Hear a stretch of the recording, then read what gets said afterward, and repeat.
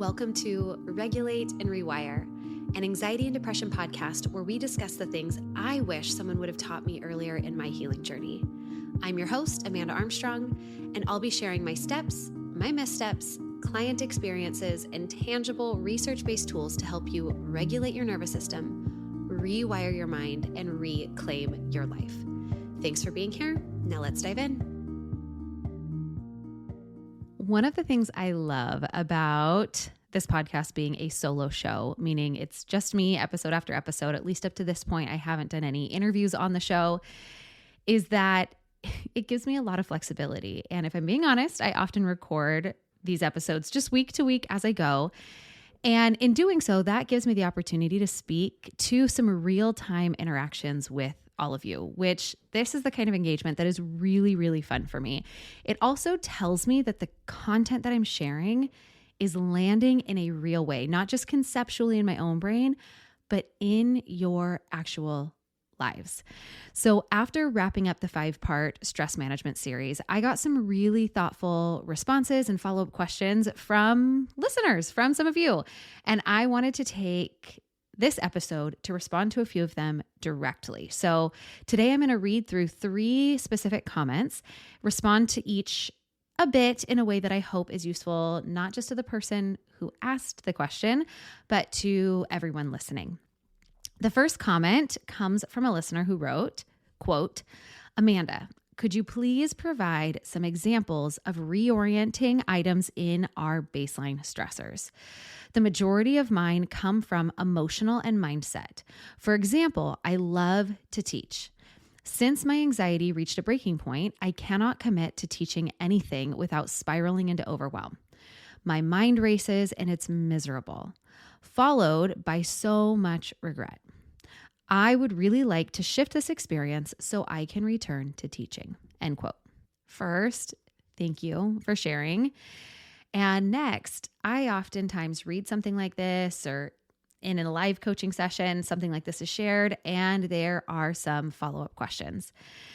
My first would be to clarify, did your anxiety reach a breaking point because of teaching or because of life? And maybe it was a little bit of both, but teasing that apart, I think can matter considerably because the answer to that question can point you in 2 different directions for next steps, for how you want to approach kind of managing this, getting back to teaching. And here's why. In part 2 of the stress management series, we talked about the difference between a trigger and overflow or overwhelm. So a trigger, remember, it's like that boulder. Something in the present experience connects to a past fear, a past hurt, a past experience. So it creates a big, immediate, disproportionate reaction. So you've got a stress bucket and maybe your stress bucket's only halfway full or 2/3 full, but something triggering comes along and it's like taking a giant boulder, dropping it into your stress bucket. It creates that overflow from the water, which are your symptoms, the anxiety, the shutdown, whatever it is.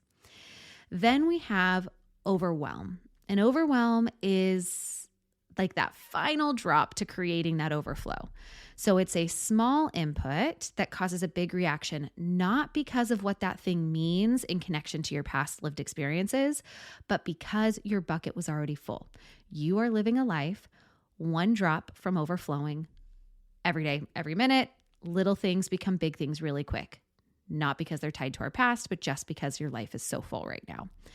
So when you spiral into overwhelm around teaching, or anything. So I'm going to speak directly to this person, but you can replace teaching with anything that creates this experience for you. So the question was, when you spiral into overwhelm around teaching, is teaching itself the trigger? Is it a boulder dropping into your bucket that creates this wave of anxiety?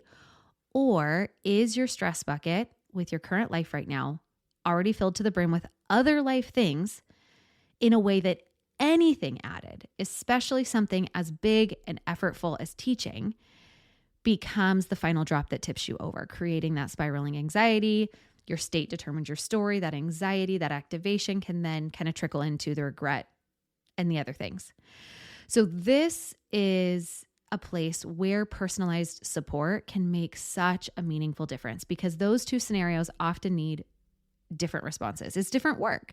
If your bucket is already filled to the brim and teaching is just the last drop, the work can be a little bit more logistical. We look at your stress load, your supporter side, where we can gain some leverage and capacity. We can use those 3Ds of delete, delegate, do differently to bring the overall load down enough so that teaching stops being a thing that tips you over because you just have more room for more things. And I will say that even in this more strategic approach, when it is a full stress bucket, in doing those 3Ds, the delete, the delegate, do differently, like I mentioned in the series, we still often run into some of those protective patterns along the way that do need a little deeper attention. But the focus here is the load. It is your overall life load, not necessarily picking apart the things that teaching brings up in you. Versus if teaching itself is the trigger, if it is the boulder, if there is something specific about standing up in front of people, being seen as an expert, preparing lessons, having a consistent schedule, if there's something about the pressure to perform or deliver or be good enough, that's a different conversation. That's not primarily a bucket management problem. That is an experiential nervous system association problem. And that is actually what I'm going to spend a few more minutes on, because if that is the case, here's what might have happened. So when I say experiential nervous system association problem, here's what I mean.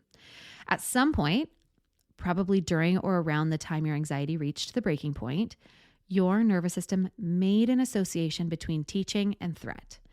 Not because teaching is actually threatening, but because you were in a state of significant dysregulation when you were doing it, and your nervous system, which is always scanning for patterns, it's always trying to protect you, it filed teaching under danger. And now every time you approach it, or you approach the idea of it, that stored association activates within your system. So the racing mind, the spiraling, the overwhelm, that is your nervous system doing its job, the job that it's assigned to do, trying to keep you away from something that it has learned to read as unsafe. Now, that is only if you're looking at teaching and you don't understand why it's so activating or triggering for you. The other scenario here is that you did have an overwhelming experience while teaching. You did feel under-supported, under-resourced. Nobody is surprised, being a teacher in the United States, that you might have felt that way. And in that case, it's not what I would call sometimes like an adjacent association, but there is a direct, clear reason why there's a negative association with the experience of teaching. And I'm going to sidebar for just a moment and then come back to speaking to this. A lot of times the clients that we work with, they'll come in with something like driving anxiety and they won't understand it.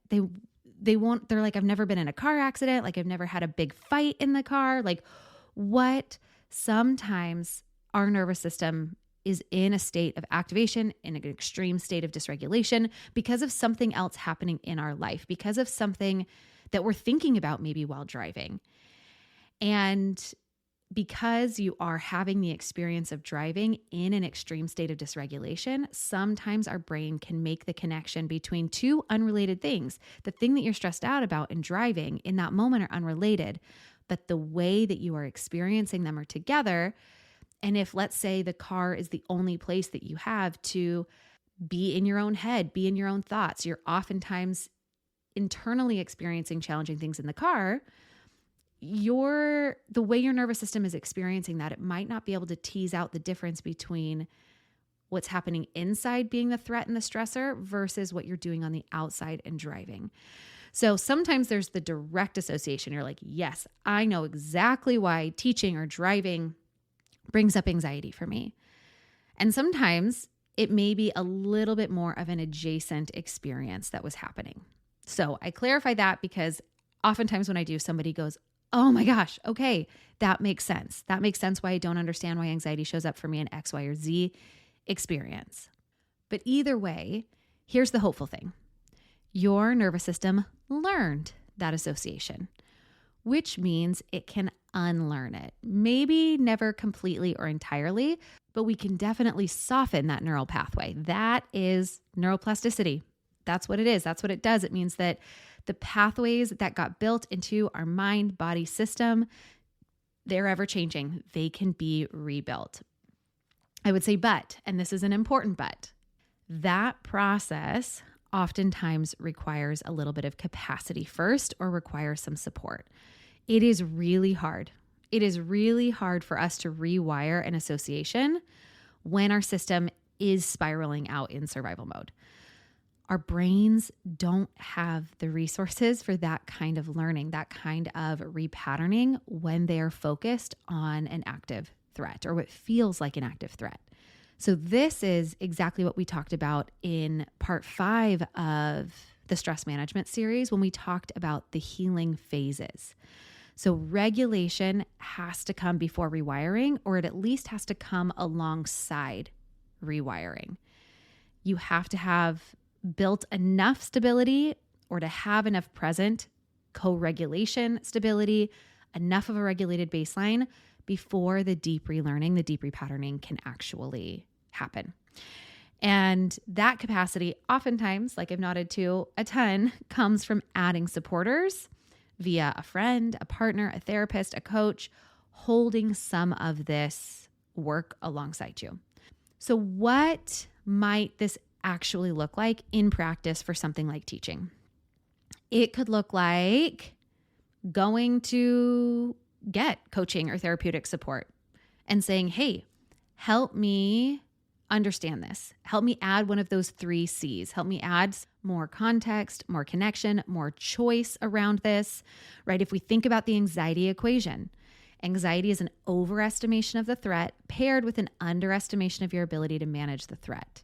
Okay, you can work in a therapeutic setting on either one of those. In what ways am I overestimating this threat? Can we actually, in a calm, co-regulated space, can we play out worst case scenario? And can I show myself that I actually could handle that? How do I build up my belief in my ability to handle hard things? So we want to work with context, choice, connection, decreasing perceived threat, increasing perceived ability to handle the hard thing. This also, in practice, sometimes we need to take baby steps experientially towards the thing that we want to do. So this might look like starting at a much smaller scale, maybe even smaller than you think you need to. So maybe it's you're not going back to teaching full time, or you're not teaching alone, you're not teaching a full class. Maybe it's that you just start to prepare lessons as if you were teaching. You explain it to a friend over coffee. Maybe it's recording a voice note of yourself teaching a concept just for you. Maybe it is a 5-minute micro lesson to a kid or a grandkid. The goal is to start rebuilding the association between teaching and safety, between teaching and ability, confidence. And in doses that your nervous system can actually tolerate right now without spiraling out into that regret or anxiety. And this is where we can step into that curiosity that we need that I talked about in part 4 for the doing differently. What if we're not deleting teaching from your life because you love it and it's clearly aligned with who you are and what you value, but can we find a version of it that asks less of your nervous system, at least for right now? A version of it that can start creating this new pattern, this new association, new experiences with teaching that don't overwhelm your nervous system so that it can file it differently for the future. And then alongside that experiential dosing, if you will, working on the mindset and emotional pattern category of your baseline stressors that you said was really big for you. So the stories, the protective parts, the beliefs about what teaching means or what it might require of you or what happens if you're not good enough, that's the deeper work, the rewiring work, that there needs to be enough regulation, enough capacity, enough support to shift. So to directly answer your question, reorienting a baseline emotional or mindset stressor like this one, it's typically not primarily about those 3 Ds. It is about building enough capacity to approach the thing again starting smaller than probably feels necessary, creating those new associations slowly and intentionally while doing that deeper work on the underlying patterns when your system is resourced or in a place where your system is resourced and supported enough to actually integrate that new awareness, that new perspective. And this process of building capacity, identifying patterns, creating a personalized roadmap for moving towards things that matter to you, this is exactly the kind of work that we do with our one-on-one clients, both inside Restore, but also for folks who are inside the Regulated Living membership. They always have the option to do some add-on one-on-one coaching sessions to move through this process with a specific situation in their life in a really tangible way to get them closer and closer to being able to do the thing that they want to or need to or love without experiencing so much dysregulation, activation, or shutdown. So if that resonates, if the type of support that I talk about here on the podcast feels like what you might need right now, there is a link in the show notes to always book a discovery call with me to learn more about Restore or to jump in and join us inside the membership. Now, the second email I got, so we're going to move on from that. It reads, quote, "I did this recently. I let go of something to give time to myself and the relief was immediate. My mom died about 8 months ago from ALS, and I have been supporting my stepdad who has been lonely and a bit lost since she died. But I did this at the cost of my own self-care. He was coming over for dinner 2 nights after I worked, and we saw him most Sunday to support him. I work full-time to support my husband and 2 kids, so I had little time to myself. But I knew he needed help. After 8 months of putting myself aside, after 8 other months of also doing that to be the primary caregiver for my mom when she was sick, I finally chatted with him about skipping 1 dinner so that I could have time for myself and my kids. Happily, he was very understanding and genuinely seemed okay to lessen the visits. I love your podcast, by the way." So I want to sit with part of this together for a moment. You lost your mom 8 months ago to ALS, which means you watched it coming, you were there for it, and you carried that alongside everything else your life was already asking of you.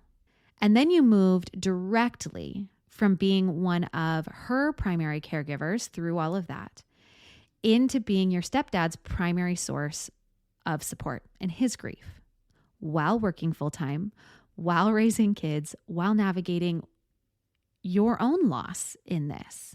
And I just want to name that weight clearly because I think this message can easily be read. And with your comment, we could really easily just focus on the practical win. And it is a win, and we are going to get there. But I do not want to skip past what is actually the load that's actually in your bucket, that's on your nervous system, because that is an enormous amount of stored stress, grief, a caregiving load that's accumulated over a significant stretch of time. And so the fact that you were functioning at all is a testament to your capacity or to your supporters. And the fact that you are here listening to this series, doing this work, amazing, amazing, amazing, amazing. And then what's also amazing, what you did. You took the Stress Bucket series and you applied it.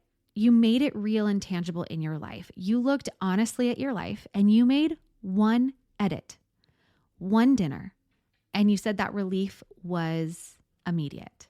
And that felt sense of relief is such important data from your nervous system.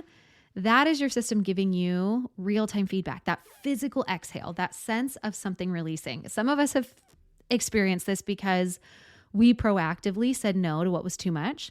I also think some of us have experienced this when we had that friend cancel the plans, and maybe we wanted those plans, but we also just wanted time. We wanted to rot in bed, right? That sense of, oh. So I want all of you to pay attention to when you feel this sense of relief within your system and what that relief might be pointing to. Oh, did I not want to do that specific thing? Or is it just that I needed a little bit less overall in my life? So in episode 3 of the stress management series, we talked about how editing is not just this cognitive exercise. and how sometimes when we edit, we do get lucky and we edit in a way that is well received or in a way that we get that immediate relief. But I do want to remind you that there are other times we make edits that come with a sense of grief or guilt or blaming from the other person or loss of relationship. This time for you, it was immediate, unmistakable, well-received relief. Awesome. I also want to say that even if it wouldn't have been super well received, even if there would have been a little bit of disappointment on your stepdad's side, it still could have been the right decision for you and for your family. But I do love that for you this time, it gave your nervous system that experiential connection of, oh, I can edit things. I can state what I need clearly, and it can be well received. Maybe we'll try to do that again. And what strikes me about your particular edit, and honestly, I might be projecting a little bit right now, is that maybe it wasn't actually specifically about the dinner. I think it's also underneath that. I do think having one less person at dinner, definitely all of it can decrease load.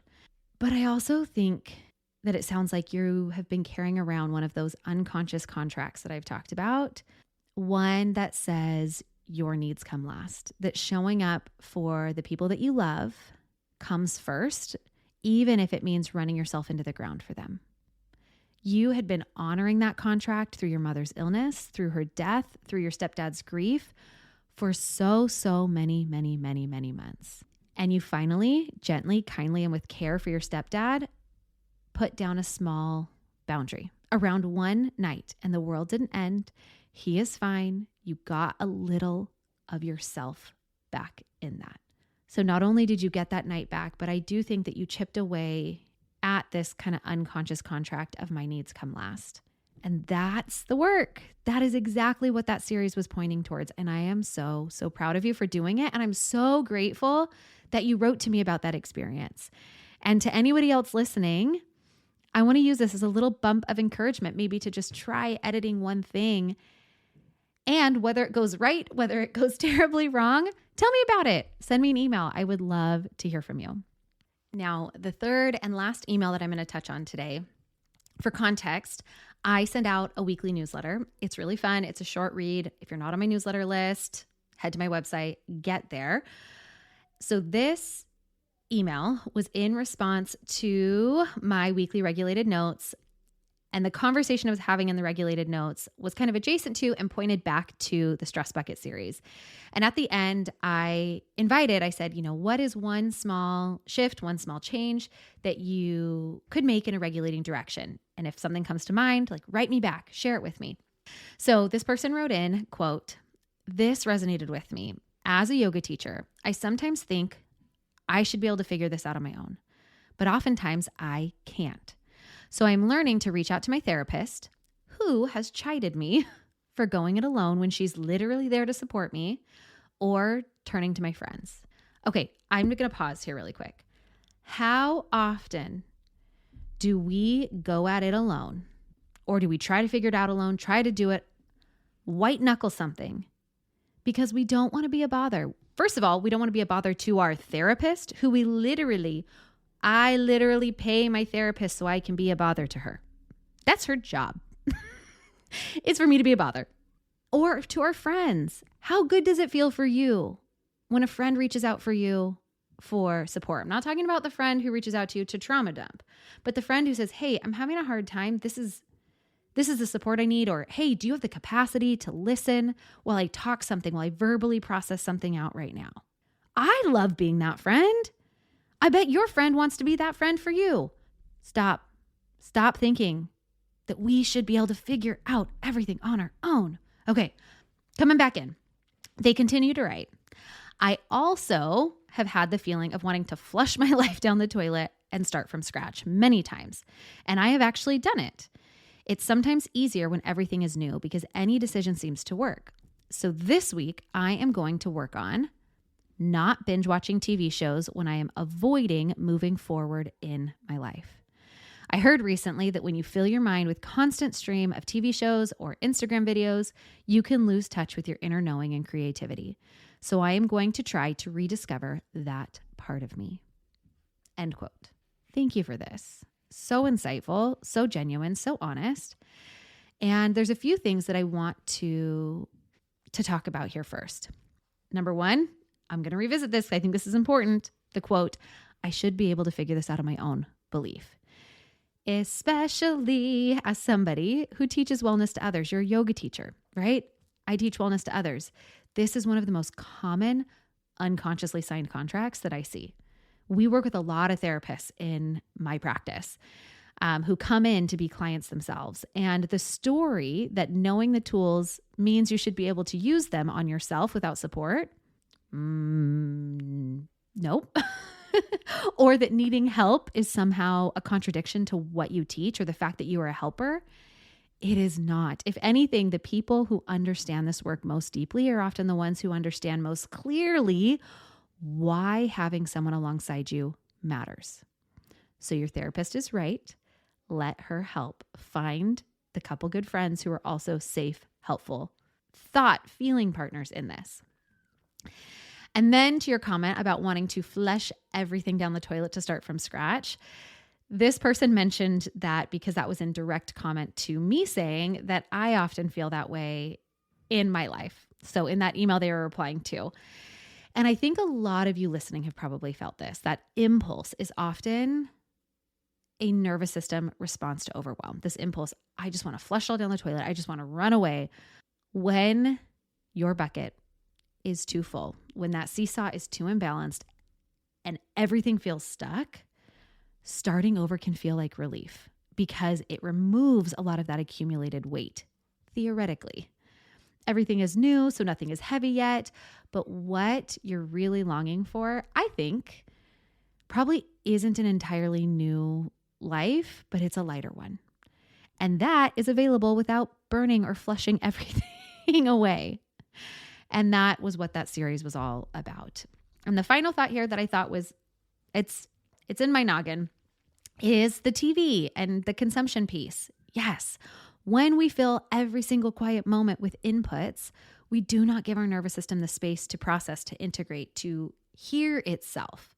Stillness oftentimes feels uncomfortable when we've been dysregulated because our system has been using stimulation, activation to avoid that discomfort. But that inner knowing, the creativity, that sense of what you actually want and need, that lives in the space, in the quiet. And it's worth protecting some of that space. It's worth creating some of that space. And again, real time for me, I had therapy yesterday.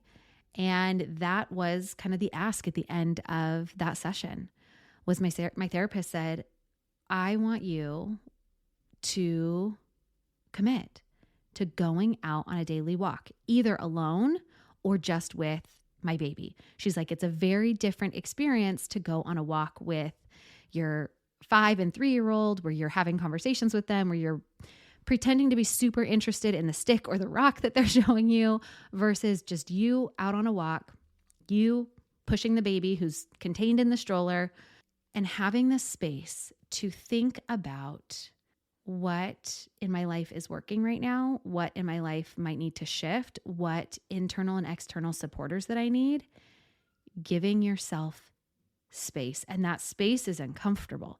Things come up in that space that you might be like, I think I want to shove that back into the dark corner. That those are the things that we often need to see.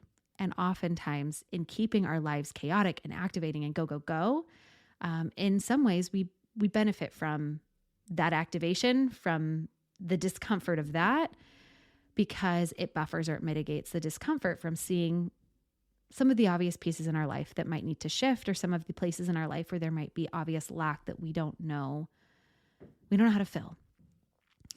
So wrapping up, I want to thank everyone again who reached out after this series, or really who's sent me an email or a DM at any time. I so enjoy reading and responding to these messages.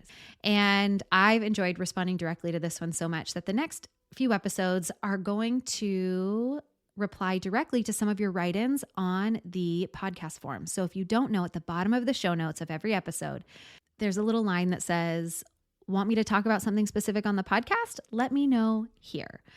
And so over the next handful of episodes, I'm going to address some of those write-ins. So keep those responses coming. And if anything in today's episode resonated and you find yourself wanting support that goes beyond what a podcast can offer, there also in the show notes are details on my regulated living membership and Restore. The membership is an ongoing community practice space for nervous system regulation, for regulated living. And then Restore is for those of you who want deep personalized support, somebody to walk with you alongside you in learning how to regulate your nervous system and looking at these deeper patterns, doing some of this part work. And if you want to learn more about that, I'd love to hop on a completely pressure-free, free 30-minute discovery call with you. Now, to wrap up today with one more thing, here's our 3 takeaways from this conversation. Takeaway number 1, when something you love starts to feel overwhelming or like you can't do it anymore, I want you to ask yourself, is this thing the trigger itself, or is it just the final drop in an already full bucket or life? Because those 2 scenarios need different responses. Takeaway number 2, your nervous system learned the associations it is operating from, which means it can unlearn them. But that rewiring process oftentimes needs support, capacity, co-regulation. Where can you find that? Takeaway number 3, that immediate felt sense of relief when you edit something. Trust that. Notice when your nervous system gives you this real-time feedback about what you need in your life. And can you get a little curious about that and offer it a little bit more of that? All right, friend, thanks for being here. And until next week, I am sending hope and healing your way. Thanks for listening to another episode of the Regulate and Rewire podcast. If you enjoyed what you heard today, please subscribe and leave a 5-star review to help us get these powerful tools out to even more people who need them. And if you yourself are looking for more personalized support in applying what you've learned today, consider joining me inside Rise, my monthly mental health membership and nervous system healing space, or apply for our one-on-one anxiety and depression coaching program, Restore. I've shared a link for more information to both in the show notes. Again, thanks so much for being here, and I'll see you next time.